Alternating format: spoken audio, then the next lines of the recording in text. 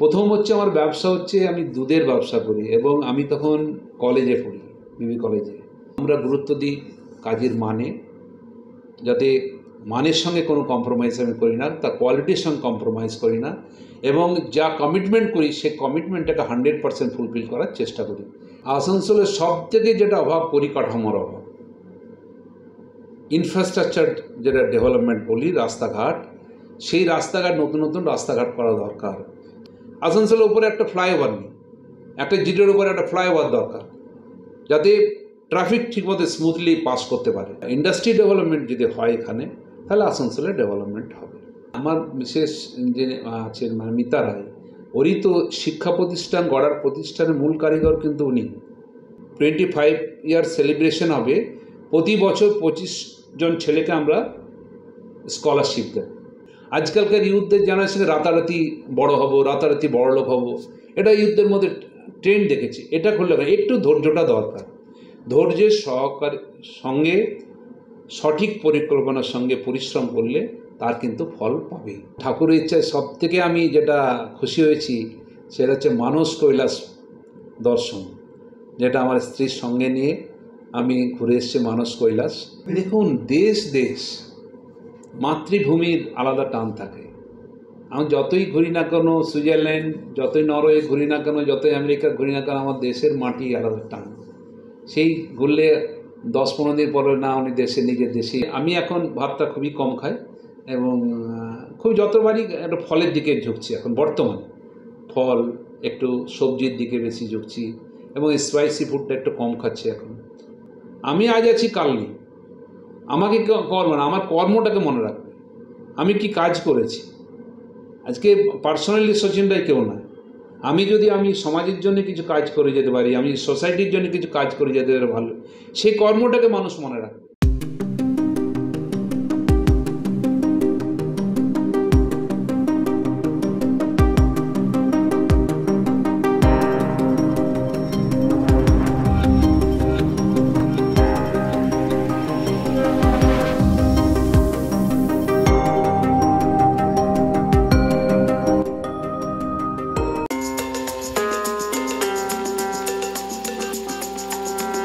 আমার first life খুব pathetic বলুন না, মানে খুব হার্ড ওয়ার্ক দিয়ে শুরু।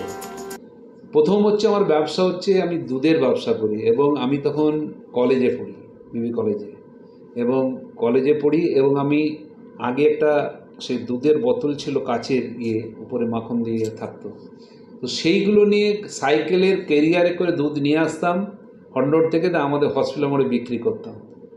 সাইকেলে ক্যারিয়ার ছিল আগে, সাইকেলগুলোতে আগেকার দিনে সাইকেলে ক্যারিয়ার ছিল, সেই ক্যারিয়ার করে নিয়ে আসতাম, দিয়ে আমাদের হসপিটাল মোড়ে অযোধ্যা বলে একটা চায়ের দোকান ছিল, সেই চায়ের দোকানে বসে বিক্রি করতাম দুধ।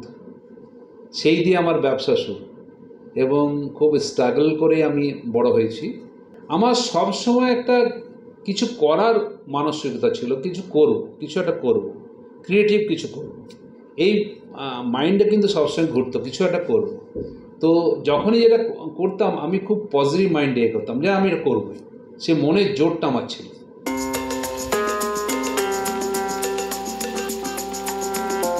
রিয়েল এস্টেট ব্যবসা শুরু হয়েছে আমার, দেখুন ব্যবসা শুরু তো অনেক আগে, রিয়েল এস্টেটটা পরে এসছে। রিয়েল এস্টেটের ব্যবসাটা শুরু করেছে, আমি তো সিভিল কন্ট্রাক্টর ছিলাম এবং এর পড়াশোনা এখান থেকে করেছি, বিবি কলেজ থেকে গ্র্যাজুয়েশন করার পরে ব্যবসা শুরু করি এবং সিভিল কন্ট্রাক্টর ছিলাম।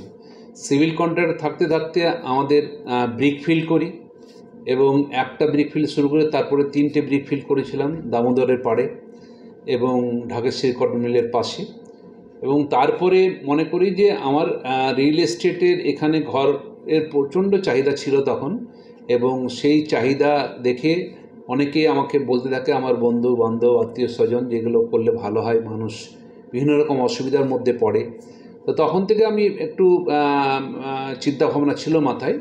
তারপরে আমাদের এলাকার স্বনামধন্য জিসি মিত্র ছিলেন ইঞ্জিনিয়ার, খুবই পরিচিত, ডক্টর জিআর মিত্রর ভাই জিসি মিত্র, ওনাকে সঙ্গে নিয়ে ওনার নির্দেশ মতো আমি শুরু করি এবং শুরু করার পরে প্রথম শুরু করি পার্বতী অ্যাপার্টমেন্ট, যেটা সেন্ট ভিনসেন্ট স্কুল গেটের সামনে, এবং সেটা শুরু করার পরে দেখি ভীষণ সাড়া পায় এবং খুবই সাকসেসফুলি সেটা করেছিলাম। তারপরে একের পর একটা প্রায় করতে থাকি, পার্বতী অ্যাপার্টমেন্ট, তারপরে সন্ধ্যা অ্যাপার্টমেন্ট, কৃষ্ণকুঞ্জ, এভাবে একটার পর একটা হিলভিউতেই আমি বেশিরভাগ করি।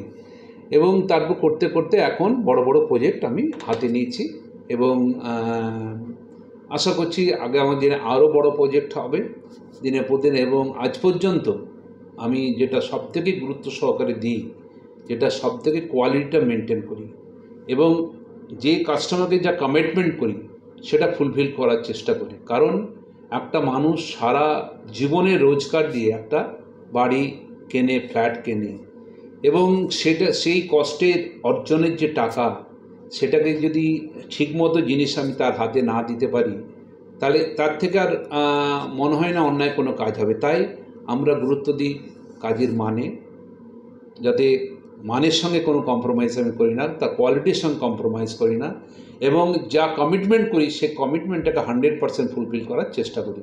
তাই আজ পর্যন্ত আমার যেখানে দিয়েছি কোনো কাস্টমার মানে যে কোনো অসুবিধার মধ্যে পড়েছে আমার মনে হয় না। এবং আমার কোম্পানির যে ফ্ল্যাট বিক্রি হয়, ওই কাস্টমারে তাদের আত্মীয় স্বজন, বন্ধুবান্ধবদের আমাদেরকে কাস্টমার, আমি কোনো অ্যাড খুবই কম করি ফ্ল্যাটের ক্ষেত্রে, এবং সেইভাবেই আমার এই কোম্পানি চলে আসছে। আমার সবথেকে বড় হচ্ছে যে আমাদের গুডউইল, কোম্পানির গুডউইল এবং ক্রেতার স্বার্থ রক্ষা করা, এবং তারা যাতে কোনো অসুবিধা না হয় সেটাকে দেখা।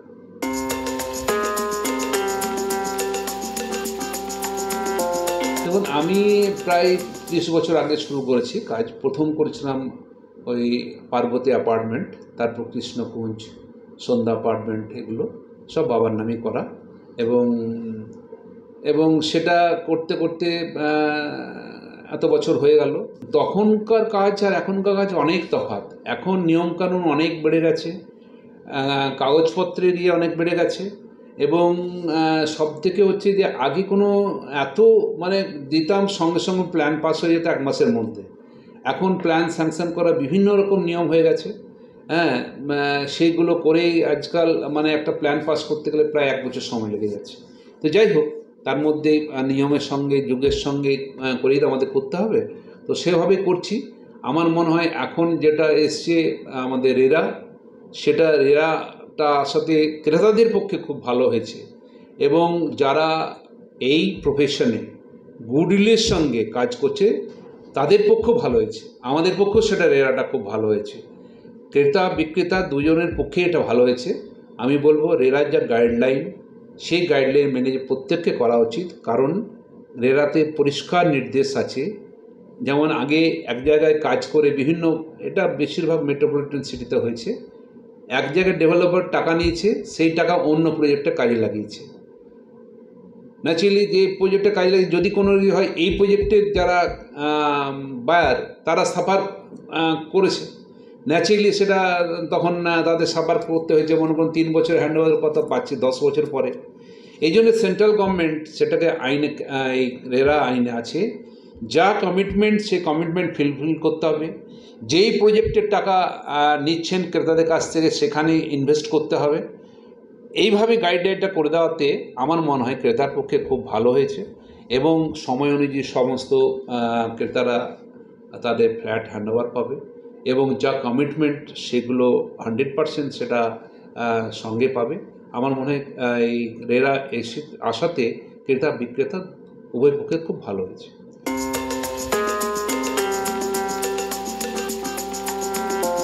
ক্রেডায় যেটা সবথেকে বড় জিনিস হচ্ছে যে আমরা কর্পোরেশনের সঙ্গে মিটিং করেছি, আমরা সিএমের সঙ্গে মিটিং করেছি। আমরা বলেছি যে এটা যাতে তাড়াতাড়ি প্ল্যানটা পাওয়া যায়, তাড়াতাড়ি প্ল্যান পাওয়া করতে আজকে যেটা বলে যে আগেরকার সঙ্গে এখনকার তফাৎ, আমাদের প্রথম নিতে হবে এডিডে NOC, Asansol Durgapur development authority থেকে এনওসি নিতে হবে।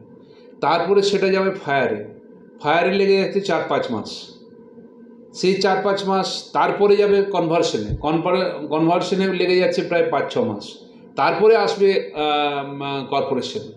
কারণ কর্পোরেশনের পোর্টাল এমনভাবেই তৈরি বা আছে, এই ক্লিয়ারেন্সগুলো না দিলে পোর্টাল অ্যাকসেপ্টই করবে না।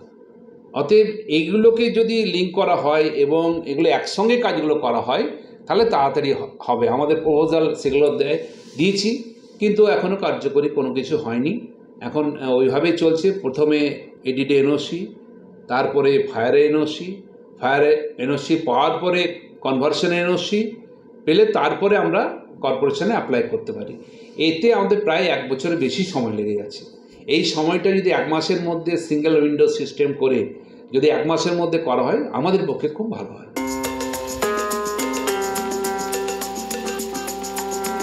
কলকাতা সিটি যেমন ফায়ার ডিপার্টমেন্ট কলকাতা আছে, ওরা খুব তাড়াতাড়ি কাজ করে, কিন্তু আমাদের এটা মফস্বল ওরা মনে করে। এখানে 5-6 মাস একটা ফায়ারে এনওসি পেতে সময় লেগে যায়।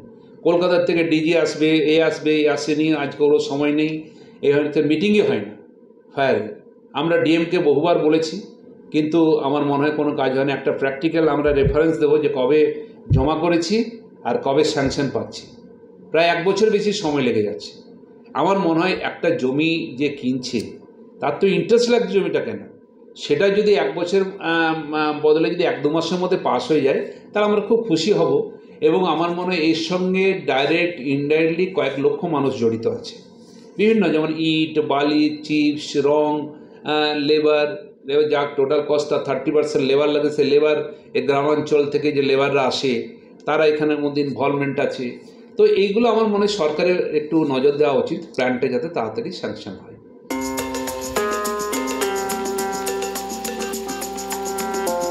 দুর্গাপুরটা হচ্ছে প্ল্যান সিটি একটা। দুর্গাপুরটা যেভাবে প্ল্যান সিটি করেছেন তাতে ওদিকে জমি পাওয়ার ক্ষেত্রে অনেক সুবিধা।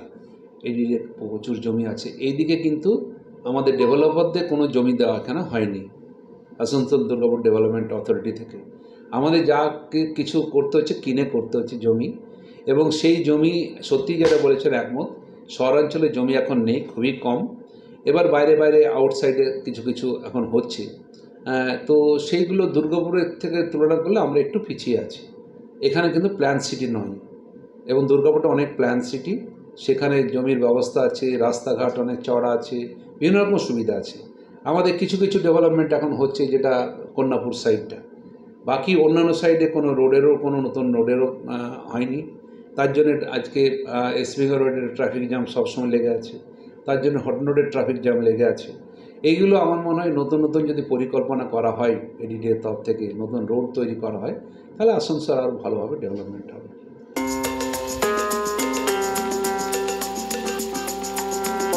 আসানসোলের সব থেকে যেটা অভাব, পরিকাঠামোর অভাব, ইনফ্রাস্ট্রাকচার যেটা ডেভেলপমেন্ট বলি, রাস্তাঘাট, সেই রাস্তাঘাট নতুন নতুন রাস্তাঘাট করা দরকার। যেমন একটা উদাহরণ দিচ্ছি, এসবিগা রোড আপনি জানেন, এসবিগা রোডের উপরে ডিস্ট্রিক্ট হসপিটাল আছে, কলেজ আছে, হসপিটাল রয়েছে, বিভিন্ন রকম স্কুল আছে, কিন্তু ওই রোডটা এত দিনের পর দিন কনজাস্টেড হয়ে যাচ্ছে। এখন অ্যাম্বুলেন্স গেলে ঘন্টার পর ঘন্টা দাঁড়িয়ে থাকছে।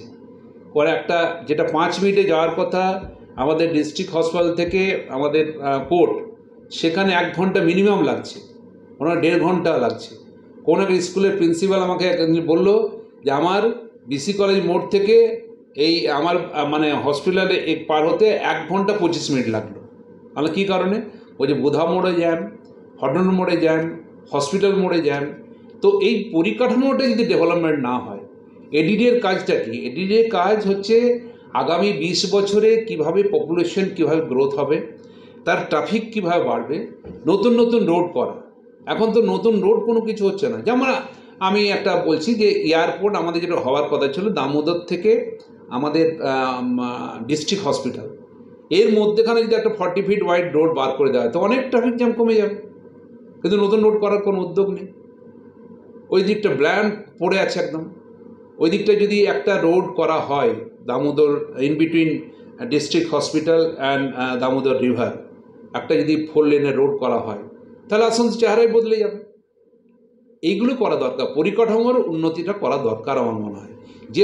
যেভাবে আমাদের ঘিঞ্জি হয়ে যেটা বলছেন, আসানসোলের উপরে একটা ফ্লাইওভার নেই, একটা জিটের উপরে একটা ফ্লাইওভার দরকার, যাতে ট্রাফিক ঠিকমতো স্মুথলি পাস করতে পারে।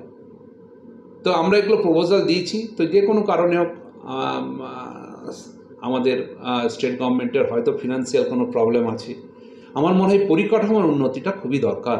এবং আসানসোলের পরিকাঠামো যদি উন্নতি হয়, যদি পরিকাঠামো হলে নতুন নতুন মেডিকেল কলেজ আছে, যেমন আমার একটা জায়গা আছে, আমি বলে দিচ্ছি, গুরুনাথ স্কুল হসপিটালের পিছন দিকে আমার একটা বড় করে একটা স্কুল করার ইচ্ছা ছিল, কিন্তু ওখানে কোনো চওড়া রোড নেই, কোনো স্কুল বাস ঢুকবে না, অতএব ওখানে প্ল্যানটা ভেস্তে গেল।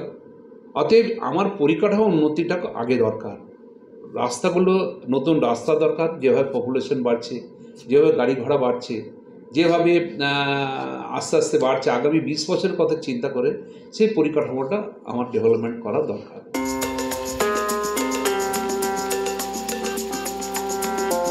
আমরা এটা পোস্টবেকির তরফ থেকে ডিমান্ড করেছি যে যেটা এয়ার স্ট্রিপ হওয়ার কথা ছিল, জানি না হবে কি না, সব রেডি হয়ে আছে, ওটি গাছ কাটার জন্য নাকি হতে পারছে না। তো ওইখান থেকে বাঁকুড়ার সঙ্গে কানেক্টিং করার জন্য দামোদর উপর একটা ব্রিজ করা, ওই ব্রিজটা হলে কানেক্টিংটা খুবই বাঁকুড়া পুরুলিয়ার সঙ্গে খুবই ইজি হয়ে যেত, এখানে করাটা দরকার। তো ওটা যদি আমরাই ডিমান্ড করেছিলাম এবং এবারেও বলেছি যে ওর উপরে ব্রিজ করা দরকার। এটা ফ্লাইওভারের কথা আমরা তুলেছি পোস্টবেকির তরফ থেকে, আমরা ডিমান্ড করেছি যে পোস্টবেকির তরফ থেকে একটা মানে আসানসোলের উপরে একটা ফ্লাইওভার করা দরকার। যেভাবে জি রোডে জ্যাম বাড়ছে, যেভাবে এসপিগঞ্জ রোড হটন রোডের জ্যাম বেড়ে গেছে, এগুলো দুটোকে ফ্লাইওভারটা অতি অবশ্যই দরকার। তো একটা যদি ব্রিজ হয় দামোদর ওপরে, তাহলে বাঁকুড়া পুরুলিয়ার সঙ্গে আমার যোগাযোগ ব্যবস্থাটা আরও ডেভেলপ করবে, আরও ভালো হবে।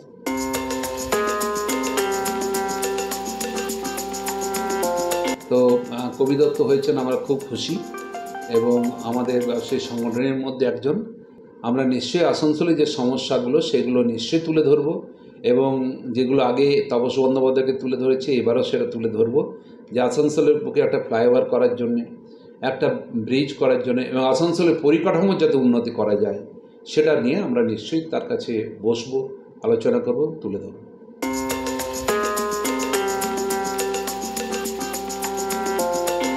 এডুকেশন সেক্টরটা শুরু করেছিলাম আমি 2000 সালে এবং আমার থেকে আমার মিসেস মিতা রায় সেটা বেশি উদ্যোগী ছিল, তার ইন্টারেস্টটা বেশি ছিল। তো সেটা শুরু করেছিল 36 জন স্টুডেন্টই, আসানসোল নর্থ পয়েন্ট স্কুল। এবং যখন শুরু করলাম তখন 36 জন স্টুডেন্ট ছিল এবং এসপিগঞ্জ রোডে যে ডিস্ট্রিক্ট হসপিটাল আছে তার সামনে প্রথম আমাদের পুরনো যে স্কুল সেটা এখনও চলছে এবং তারপরে আস্তে আস্তে আস্তে আস্তে সেটা স্টুডেন্ট এত বাড়লো যে আমাদের সিবিএসসি অ্যাপ্লিকেশনের প্রয়োজন হলো। সিবিএসসি অ্যাপ্লিকেশন যখন হয় তাদের কিছু ক্রাইটেরিয়া থাকে যে মিনিমাম 2 একর্স অফ ল্যান্ড দরকার, ইনফ্রাস্ট্রাকচার সেরকম দরকার। এসপিগঞ্জ রোডে সেটা ছিল না, তার জন্য সেটাকে আমরা চাঁদাতে নিয়ে গেলাম। পুরনো স্কুল এখানেই আছে, নার্সারি টু ক্লাস 8 অবধি, এবং ওখানে নিয়ে গেছি এবং ওখানে এখন প্রায় 3000 স্টুডেন্ট আছে এবং সত্যি গর্বের সঙ্গে বলতে পারি যে এখন ওখান থেকে অনেক আইআইটি মেডিকেল সমস্ত ছেলেরা পড়ছে এবং খুবই তারা ভালো রেজাল্ট করছে এবং সে তার কৃতিত্ব আমাদের ফ্যাকাল্টিদের। তারপরে চিন্তা করলাম এখানকার ছেলেমেয়েরা বর্ধমানে যায়, সকালে যায় রাত্রে আসে, এরকম করে অসুবিধার মধ্যে পড়ে আমাদের বাড়ির অনেক ছেলে মেয়ে, অনেক আমাদের আত্মীয় স্বজন বন্ধুবান্ধবের ছেলেমেয়েরা। তখন চিন্তা করলাম যে আমাদের বিএড কলেজ করার প্রয়োজন আছে আসানসোলে। তখন থেকে মাথায় ঢুকলো এবং তারপরে আমরা বিএড কলেজটা শুরু করি, আজ প্রায় 10 বছর হয়ে গেল। এবং বিএড কলেজ করাতে তার সত্যি তার ছেলেমেয়েরা অনেক ওখান থেকে যারা পাস করে আজকে চাকরি করছে, বিভিন্ন স্কুলের মাস্টারমশাই হয়েছে, তো আমরা খুশি সেটাতে।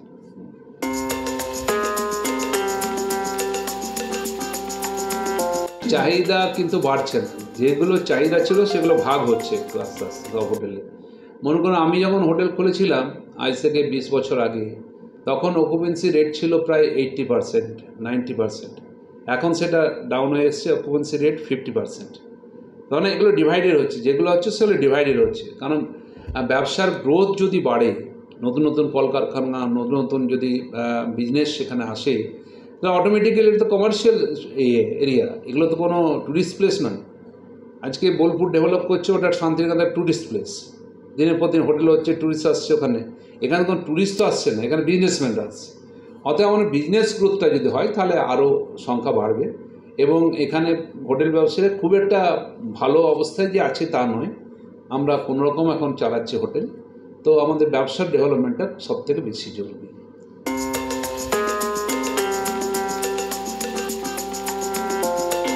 আসানসোলের ফিউচার দেখুন, যদি ইন্ডাস্ট্রি না হয় আসানসোলের ফিউচার তো ভালো হবে না। তো আসানসোলে যেটা একটা সুখবর যে ইসকো মডার্নাইজেশন হতে যাচ্ছে, আর একটা আনাদার 30,000 crore ইনভেস্টমেন্ট হবে।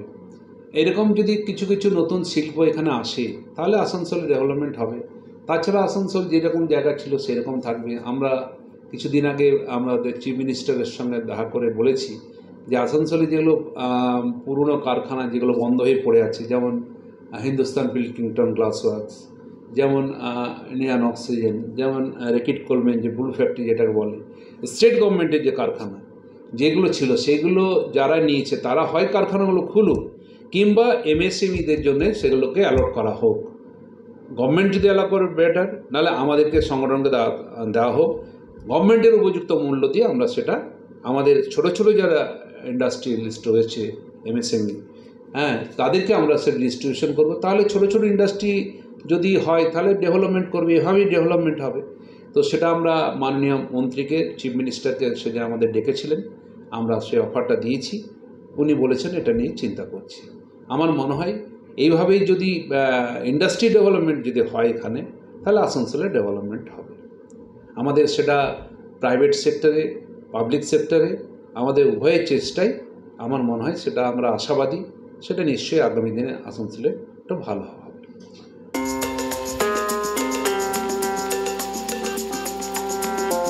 দেখুন, আমার বাবাও তো ব্যবসায়ী ছিলেন, পার্বতী চরণ রায়।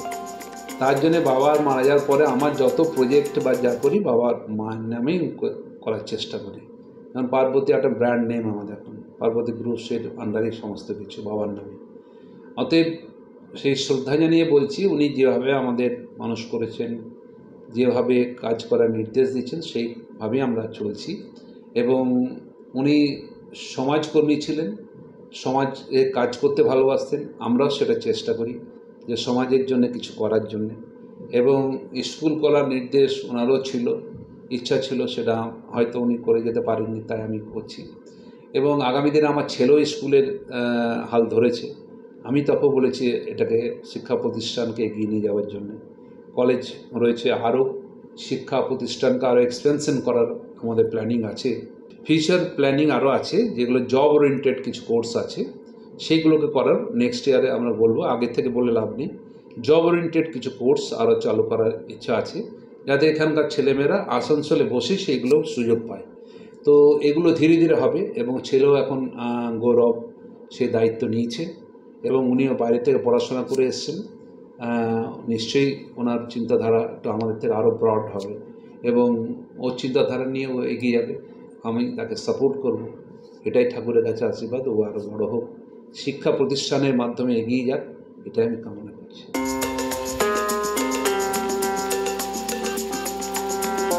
না, আমার বিশেষ যে আছেন মিতা রায়, ওরই তো শিক্ষা প্রতিষ্ঠান গড়ার প্রতিষ্ঠানের মূল কারিগর কিন্তু উনি। শিক্ষা প্রতিষ্ঠানের হাল কিন্তু উনি ডে ওয়ান থেকে ছিলেন, এখন আছেন প্রিন্সিপাল। যে এসবি নগরের যে শিক্ষা প্রতিষ্ঠান রয়েছে সেটার প্রিন্সিপাল কিন্তু মিতা রায়। এবং শুধু প্রিন্সিপাল নন, একাধারে প্রিন্সিপাল, অন্যদিকে গানের এখনও করে যাচ্ছেন, গানের চর্চা বিভিন্ন চ্যানেলে করেন, বিভিন্ন জায়গায় করেন সেভাবে। কিন্তু সেই কৃতিত্বটা শিক্ষা প্রতিষ্ঠানকে এগিয়ে নিয়ে যাওয়ার কৃতিত্বটা আমি আমার সহোদরী মিতা রায়কে দেবো, কারণ উনি হাল ধরে আছেন। আমি বাকিগুলো হয়তো করি, বাইরের থেকে তাকে সাহায্য করি। কিন্তু শিক্ষা প্রতিষ্ঠানকে এগিয়ে নিয়ে যাওয়ার মানে কৃতিত্বটা কিন্তু মিতা রায়ের, এবং তার এখনও পর্যন্ত সেই হালটা ধরে আছে।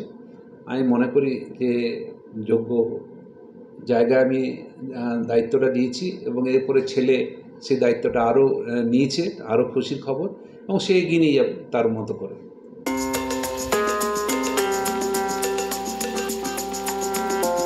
আমি দেখুন, স্বামী বিবেকানন্দের আদর্শে আমি চলি, এবং ওনার ফিলোসফি আমি বিশ্বাস করি। উনি বলেছেন যে জগতে যখন এসছো, কিছু এমন কিছু কাজ করো যাতে ছাপ ফেলে যাও, যাতে ভবিষ্যৎ আগামী প্রজন্ম সেটা লাভবান হয়। এবং আগামী এই কর্মটা আমি করে যেতে চাই, যে কর্মটার মাধ্যমে মানুষের একটু উপকার হবে, আগামী প্রজন্মের উপকার হবে। তাই শিক্ষা প্রতিষ্ঠানকে আমি এগিয়ে নিয়ে যাচ্ছি সবাই মিলে। আমি শুধু না, আমি একা বললে ভুল হবে। আমি, আমার সহধর্মী মিতা রায়, আমার পুত্র বর্তমানে দায়িত্ব নিচ্ছে গৌরব রায়। সবাই মিলে শিক্ষা প্রতিষ্ঠানকে আমরা এগিয়ে নিয়ে যাব। পারিপার্শ্বিক যা বিজনেস আছে সেগুলো তো আমি দেখছি, কিন্তু এটা সবাই মিলে আমরা এগিয়ে নিয়ে যাব। এটাই আমাদের ভবিষ্যতের মানে আশা, যে একটা জায়গায় নিয়ে যাব যেটা আগামী দিনে আসানসোলের মানুষকেও উপকৃত হবে, এই শিল্পাঞ্চলের মানুষকেও উপকৃত হবে। এবং যেটা বললাম, আরও কিছু নতুন কোর্সের কলেজ টলেজ যেগুলো খোলার ইচ্ছা আছে আগামী দিনে, সেটা আগের থেকে বলে লাভ নেই, সেগুলো নিশ্চয়ই করব। এখন যেটা রয়েছে 3000 স্টুডেন্ট, সেই 3000 স্টুডেন্টকেই নিয়ে আমরা তাদেরকে উপযুক্ত ট্রেনিং দিয়ে আইআইটি, মেডিকেল, ইঞ্জিনিয়ারিং যাতে ভালো রেজাল্ট করতে পারে, যাতে ভালো তাদের ভবিষ্যৎ যাতে ভালো হয়, সেগুলো করার জন্য আমরা উদ্যোগ নিচ্ছি। রেজাল্টটা যাতে ভালো করা যায়, তাহলে নিশ্চয়ই উন্নতি হবে। তারপরে আমরা এগুলো আগামী দিনে সবাই মিলে আমরা আমার ছেলে, স্ত্রী সবাই মিলে আমরা শিক্ষা প্রতিষ্ঠানটাকে বাড়িয়ে নিয়ে যাওয়ার চেষ্টা করব।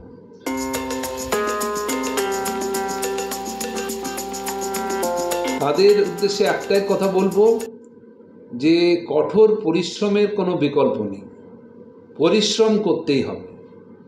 3টি জিনিস বলবো তাদের জন্য, পরিশ্রম করতে হবে, তোমাদের কর্ম করতে হবে, ওর বিকল্প কিন্তু নেই। সঠিক পরিকল্পনার সঙ্গে কর্ম করতে হবে, সঠিক প্ল্যানিংয়ের সঙ্গে কর্ম করতে হবে। Number 2, your mind always should be positive minded হতে হবে। যে না এটা হবে না, অজুহাত দিলাম, এটা হবে না, অজুহাত দিয়ে হবে না, তোমাকে করতে, আই হ্যাভ ডু ইট, আমি এটা করবই, এটা করার জন্যে যা কিছু করার দরকার আমি করব।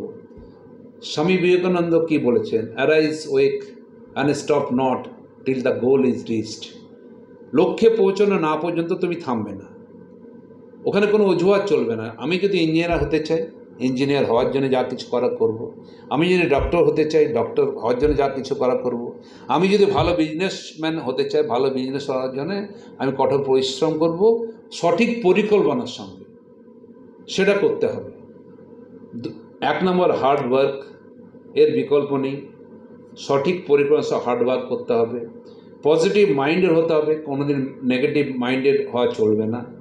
কারণ কাজ করতে গেলে অনেক সময় বাধা আসবে, প্রথমবার সাকসেস না হতে পারি, সাকসেস না হলে সেকেন্ডবার করব, না থার্ডবার করব, সাকসেস হবই আমি। এটা আমি আমার জীবনের ইয়েতে দেখেছি, আমার জীবনের বহু বাধা এসছে, বহু এসছে, কিন্তু আমি বলতে না, আমি যখন অ্যাড করেছি আমার উদ্দেশ্য সঠিক, এটা হবেই সাকসেস। আমি দেখছি সেটা সাকসেস হয়েছি। হয়তো একটু ধৈর্য ধরতে হবে তার জন্য। আজকালকার ইউথদের জেনারেশনে রাতারাতি বড় হব, রাতারাতি বড়লোক হব, এটা ইউথদের মধ্যে ট্রেন্ড দেখেছি। এটা করলে একটু ধৈর্যটা দরকার। ধৈর্যের সঙ্গে সঠিক পরিকল্পনার সঙ্গে পরিশ্রম করলে তার কিন্তু ফল পাবে। এটাই আমি উদ্দেশ্যে বলছি, তোমরা ধৈর্য ধরে কাজ করো, তোমরা যার যেটা মনের ইচ্ছা থাকে তোমরা সাকসেস হবে, সাফল্য পাবে, জীবনে প্রতিষ্ঠিত হবে।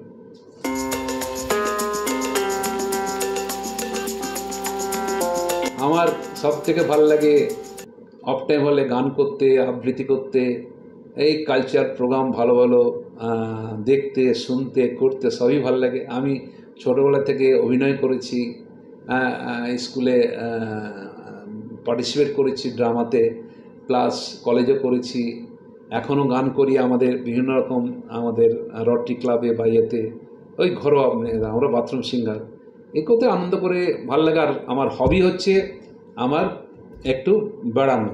বছরে 2 বার আমি বেড়াতে যাই, একটা দেশের মধ্যে, একটা বিদেশে। পৃথিবীর বহু প্রান্ত আমার ঘোরা হয়ে গেছে, এবং ঠাকুরের ইচ্ছায় সব থেকে আমি যেটা খুশি হয়েছি সেটা হচ্ছে মানস কৈলাস দর্শন, যেটা আমার স্ত্রীর সঙ্গে নিয়ে আমি ঘুরে এসেছি মানস কৈলাস। এখন যেটা পরিকল্পনা করেছি যে দেশের মধ্যে যে দ্বাদশ জ্যোতির্লিঙ্গ যে 12টি আছে, তার মধ্যে 7টি হয়ে গেছে, আর সামনের আগস্টে আরও 3টি যাব, এই 12টা কমপ্লিট করা। এবং পৃথিবীর বিভিন্ন প্রান্তে সব আমার প্রায় কান্ট্রি ঘোরা হয়ে গেছে। তো এটা আমার একটা হবি, বাইরে ঘুরে বেড়ানো। মানে সুইজারল্যান্ড হলে তো সব থেকে ভালো বলবো। সুইজারল্যান্ডে যেটা মানে গেলে মনে হয় স্বর্গে আছি, এত সুন্দর তার পরিষ্কার পরিচ্ছন্নতা, এত সুন্দর তার ন্যাচারাল বিউটি।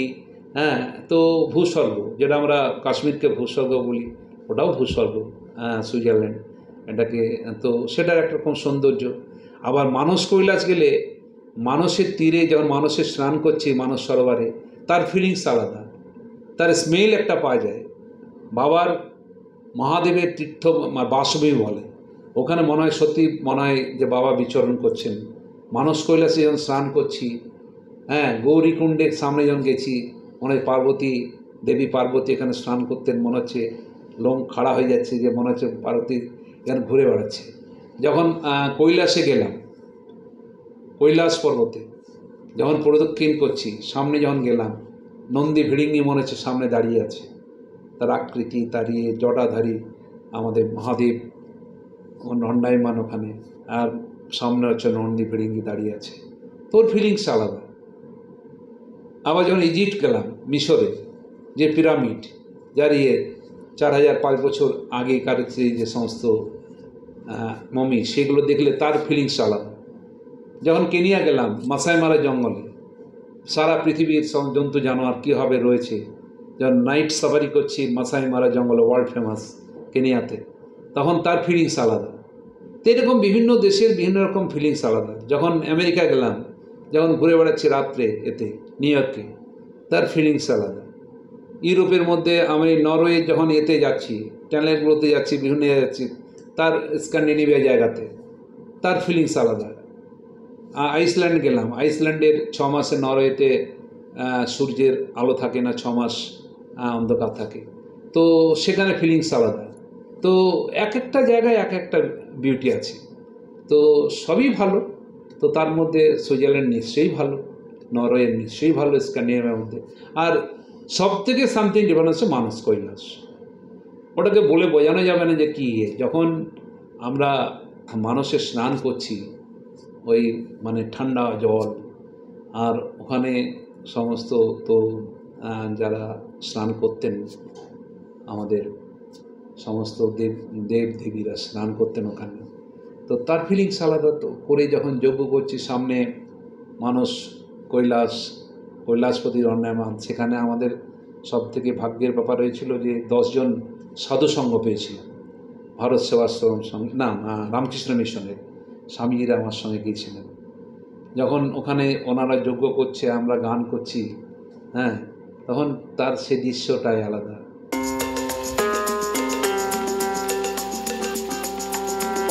দেখুন, দেশ মাতৃভূমির আলাদা টান থাকে। আমি যতই ঘুরি না কেন সুইজারল্যান্ড, যতই নরওয়ে ঘুরি না কেন, যতই আমেরিকা ঘুরি না কেন, আমার দেশের মাটি আলাদা টান।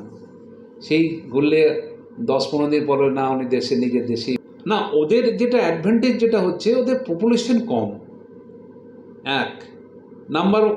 2 হচ্ছে ক্লাইমেট, ঠান্ডা ভাব, ওদের পলিউশনটা কম।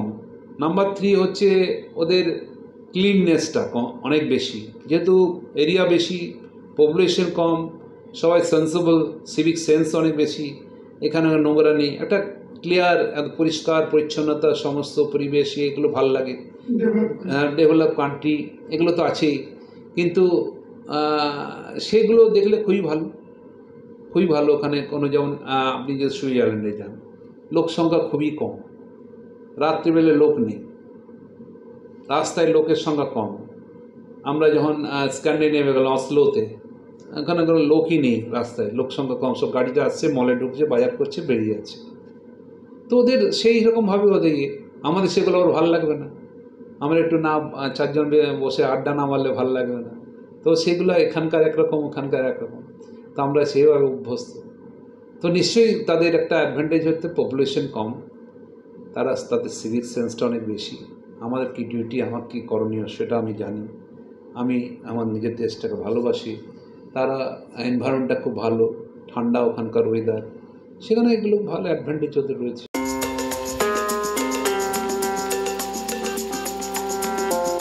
আমি এখন বেশি খাবারটা খুবই ডায়েটিং মানে করি না, কিন্তু খাওয়ার পরিমাণটা কমাই। আমি ফলটা এখন বেশি খাই, সবজিটা বেশি খাই। আমার সবই লাগে, তার মধ্যে নিশ্চয়ই আমার ভাত, আলু পোস্ত, মাছের ঝোল, এগুলো তো খুবই সবার প্রিয় খাবার বাঙালিদের। আর তবে আমি এখন ভাতটা খুবই কম খাই, এবং খুব যতবারই একটা ফলের দিকে ঝুঁকছি এখন বর্তমানে, ফল, একটু সবজির দিকে বেশি ঝুঁকছি, এবং স্পাইসি ফুডটা একটু কম খাচ্ছি এখন।